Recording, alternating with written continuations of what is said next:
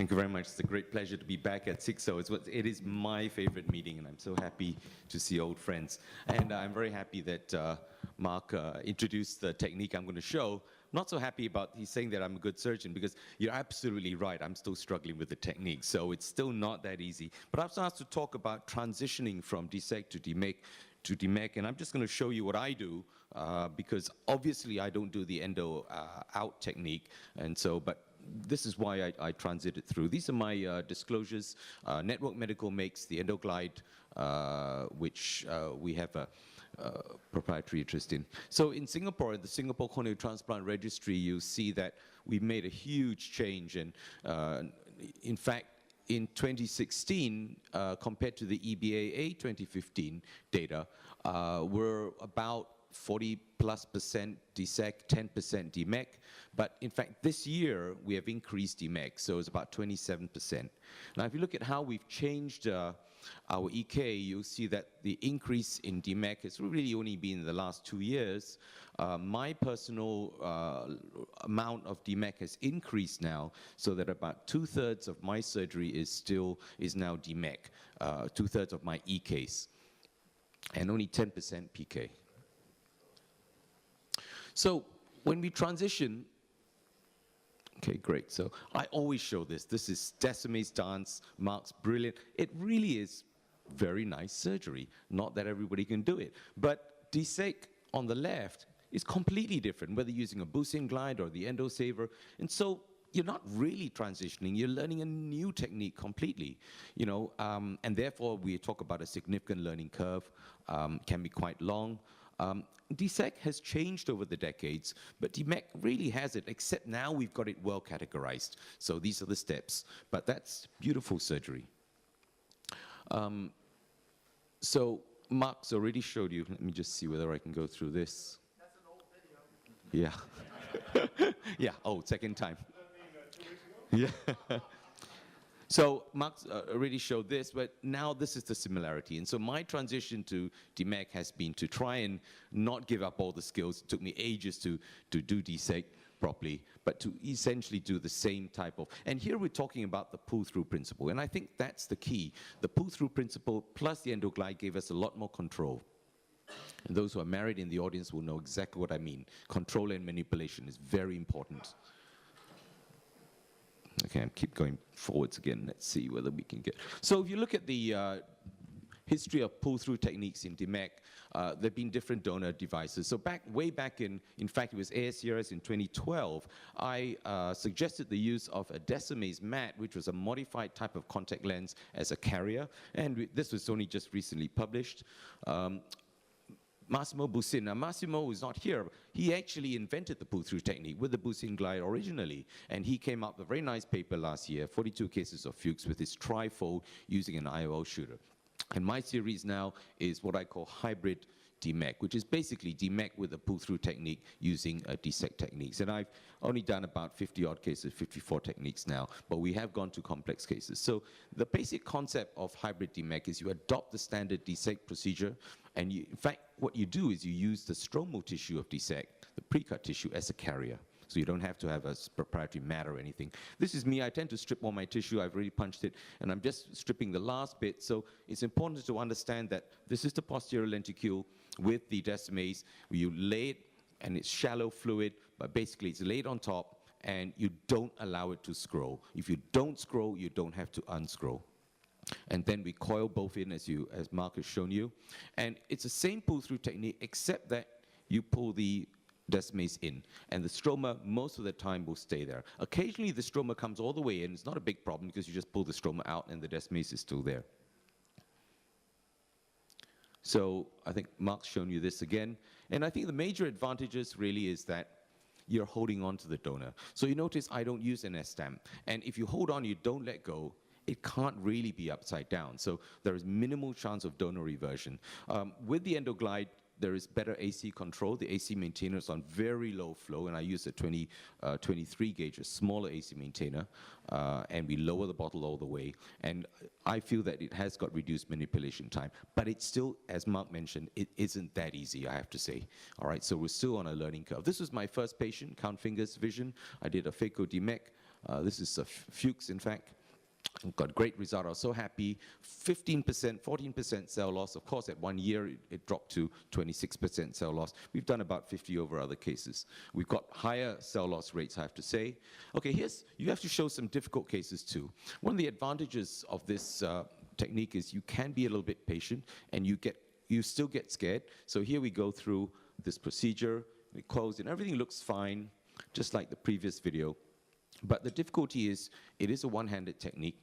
You have a large wound. The wound is about 4.5 millimeters, a scleral tunnel, and the AC is a little bit more unstable as a result, and you have one hand.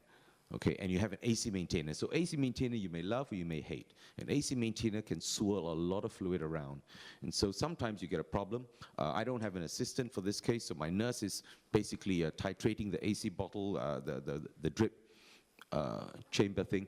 And as I go in, and you have to have a very shallow chamber here as usual, so we almost turn the AC maintainer off, and here I'm pulling it through, and you'll see at this point everything buckles a little bit, right? And I'm losing my chamber because I've lost some fluid, and it's still okay, but you'll see it starts to crumple up, the AC, the cornea, and I'm telling my nurse, just increase the AC maintainer a little bit, but a little bit is a bit too much, because you see here it's collapsing. And so these are all my trials and tribulations. Looks okay, and I said, okay, okay. So it's all scrunched up there, and I don't stain my tissue a lot, just 30 seconds, and I don't know which way is up. It's all wrinkled like a wrinkled tissue paper you just sneezed in. All right, but you're still holding on, so it's still okay. AC maintainer on very slow, and this is what I call non-intelligent tapping.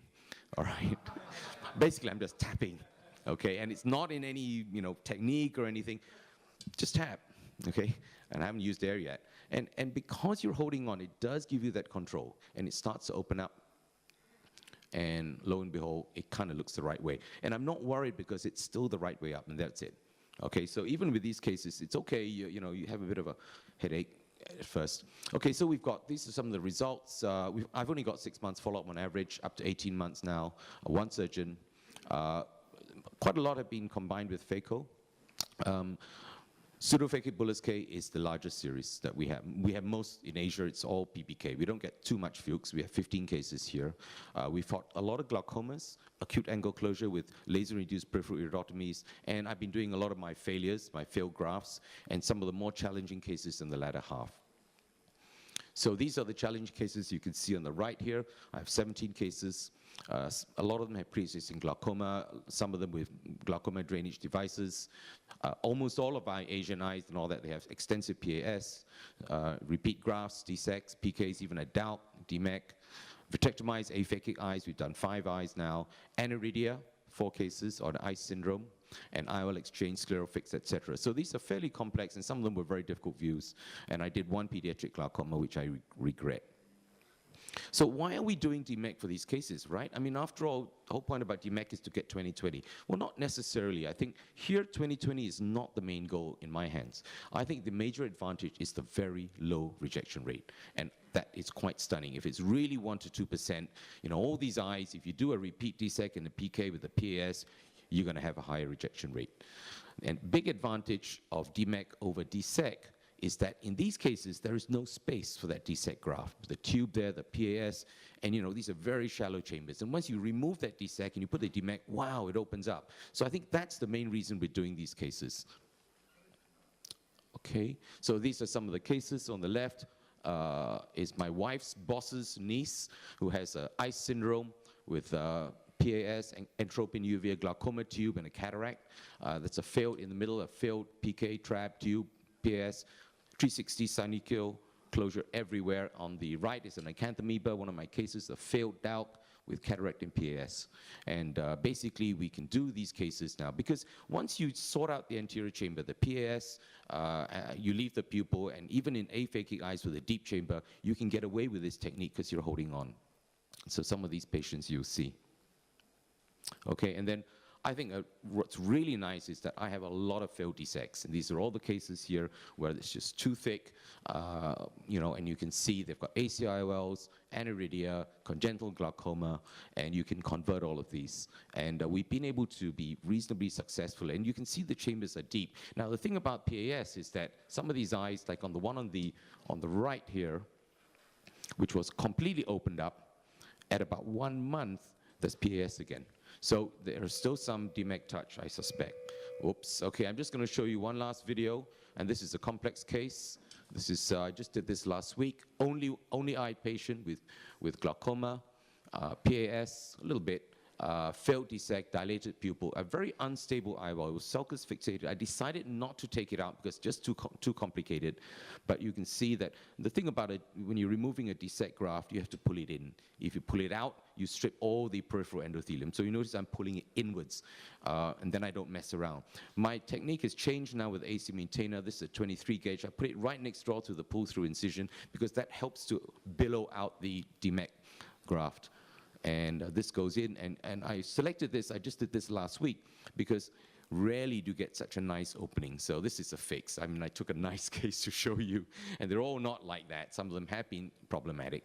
But you can see here, now you have to be very slow. This is where you go real slow, take your time, and just let it open. And in fact, in 3/4 there, you can start pulling the cartridge out now, and you'll see that I'm done. It's in place. So sometimes it gets quite nice, but it's not all like that, to be honest. Okay, so my last few results, we've done 54 cases. We haven't had to convert. I've had one primary failure. This is a pediatric 3-month-old congenital glaucoma. I had to repeat it again. We've had 2 rebubblings, so that's increased since the last time I saw you. I gave the data to you, Mark, so it's a 3.7%. We've had 13 partial detachments. I think I'm going to probably do more rebubbling, I think, because instead of waiting so long. We've had some glaucomas as well. I've had the first case of cytomegalovirus in a DMEC graft, which we're treating, and it's a failed PK. We've had no rejections to date. Best visual results is something like that, and about 30%. I think as these later cases come up, we're going to have lower cell count. So, you know, the cell loss is still considerable with this technique, I have to say. This is important, I think. We look at the glaucoma and rejection rates for DSEC, DMEC, DALC, and PK in our Singapore Corneal Transplant Registry. Then you start to see the differences. Basically, in the teal, in the green, is the glaucoma rate post-op, and you'll see that DALC and DMEC, just about 10%. DSEC, you can see, is 24%, and that has to do with the fact that we're using much less topical steroids for DALC and for DMEC. And rejection rate in purple, well, we haven't had any for DMEC yet, and if you look at DSEC, our rejection rate is 12%. For DALC, it's 7%. So DMEC has the lowest rejection rate, even lower than DALC, and DMEC and DALC have a lower incidence of secondary glaucoma. And I think this is a pretty good reason why we should be doing DMEC. Finally, look at the Kaplan-Meier. You can see that this is reaching out to 6 years, and you can see PK on the bottom. The sort of gray is DSEC, and then the top 2, DMEC and DALC. And if you look at 5-year graft survival, you'll see that DMEC is 93%, DALC is 91%. So in summary then, DMEC is the new EK. It's very sexy in principle, but in reality still I think can be a challenging procedure which needs to evolve a bit, and this is the reason why we need to learn the transition phase. Transitioning from the endoglide DSEC to hybrid DMEC has been relatively easier for me because of the similarity of the procedure and the enhanced surgical control with the pull-through technique. And it's, I think, the relative ease of donor insertion and placement with the hybrid DMEC lends itself better to the challenging cases where conventional DMEC might be contraindicated.